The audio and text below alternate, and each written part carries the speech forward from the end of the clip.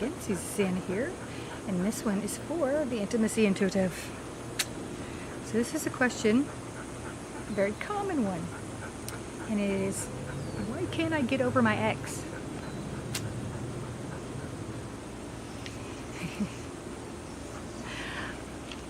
I will admit I had an issue with this at one point.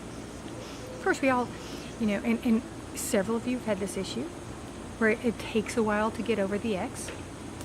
And usually it's when you find someone else, then you forget about the ex. You quit dwelling on it. So going into the intuitive aspect. So why we can't let something go? Why can't we let the past go? And usually, in majority of situations when someone's having trouble releasing the ex or shutting it down, pulling that cord, so to speak, it's because we have issues in letting go of the past, where we feel like we did something wrong. Can we change it? Because we can't change the past. We want to change everything. We want to either live in the past or we want to change the past. And we can't do either of those. All there is the present, living in the moment. If we can learn how to live in the moment, we can release so much stress. And we can release the past. We can embrace the future by living in the moment. And though that's hard for some of us at times, especially when we're still grieving, and that's another reason why it's hard to release past relationships. It's, we're either grieving the loss, we're questioning what happened. Usually we're questioning ourselves. We find if we feel that it was misguided, that they left us for whatever reason, because usually that's the case. If we're the ones doing the breaking up, we usually get over it. So if we're dwelling on the ex, usually they broke up with us, correct? So that's the most common. So if we learn to release the past, if we go in, we're analyzing, so we look at the past relationship, we look at the ex, the person. What is it that we're having trouble letting go of? Is it the fact that they hurt us, that they insulted us by ending it? Are we analyzing, could I have done better? Shoulda, coulda, woulda. The past is the past. It's gone now, okay? We learn from it, we move forward.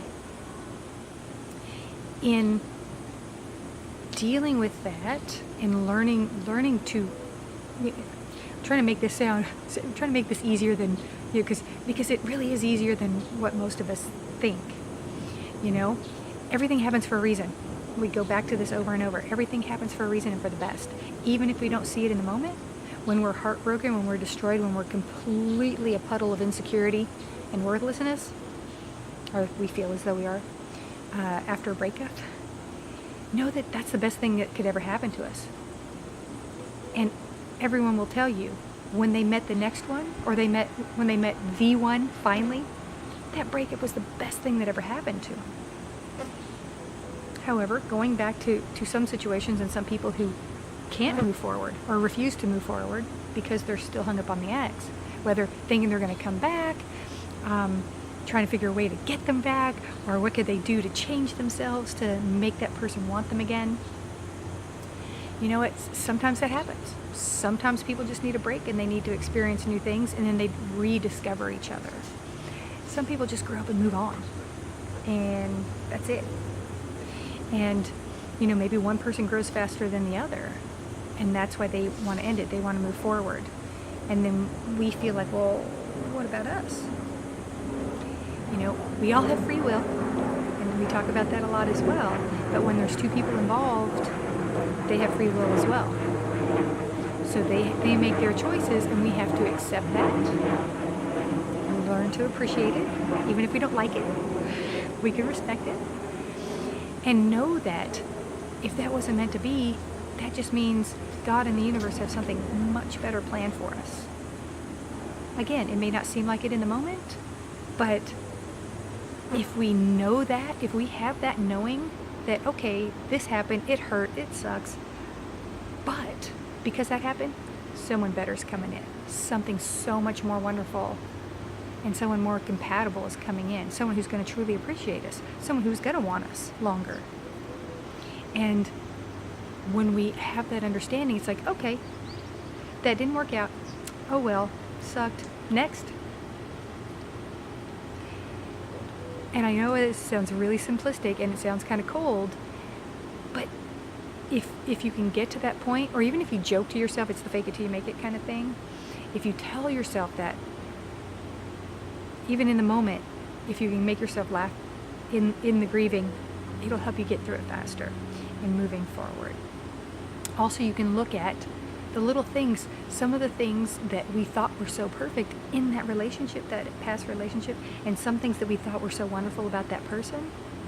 As we step back and look at it from the outside, look at the situation from the outside, be the observer as opposed to the victim in the middle of it all, you get a whole new perspective. Oftentimes, they weren't so great. We start seeing where they were pulling away. They were giving us warning signs all along, maybe. Or they were dropping hints and we were ignoring it. Or they were pushing us away, which was reeling us in even more. You know, the push-pull thing, those little games. But then when we realize, oh, okay, they don't want me. Why am I dwelling? It really is that simple. Although controlling emotions is not that easy. Emotions control us a lot of the time. But it's going within, if we can go within ourselves and see our own beauty and love ourselves, then we'll bring in someone who truly loves us. If the ex didn't love us, why dwell? And we're getting eaten by a fly. Step outside, be the observer of that fly. Sorry. But stepping away and observing and seeing the whole picture and know, see what you did in that you tried everything to keep the person or to make them stay or to be what they wanted to be. Another issue there. If we're trying to be something we're not to please someone else, relationship's never going to work. We have to be whole and complete within ourselves before we can be compatible with anybody. If we're not whole and complete, if we don't love ourselves and appreciate ourselves for who we are, we're going to keep drawing in people who don't appreciate us. They may at first, but then they grow tired because we don't see our beauty. When you see and know that you deserve love, you deserve to be loved because you are loved, that's when the beauty happens. That's when love comes in. That's when the perfect partner comes in. And we'll say, even if it's temporary, even if it's for a time, we get ourselves to that point where we know what it feels like to be loved. We know we deserve to be loved. And if that person takes their free will and moves on again, then we know something better is coming through. I can give you examples of all that. And we will do that as well in the future. People keep asking for personal stories. I'm good with that. I don't have a problem with it. I have no fear. I have no shame. Sadly. And as always, feel free to ask questions down below. Send me questions or email me or message me on my Facebook page. Sorry, little buggies everywhere. But see the beauty in yourself and start bringing in that love for you. And when you love you, then you'll really see that the ex doesn't deserve the attention. So love yourself this week.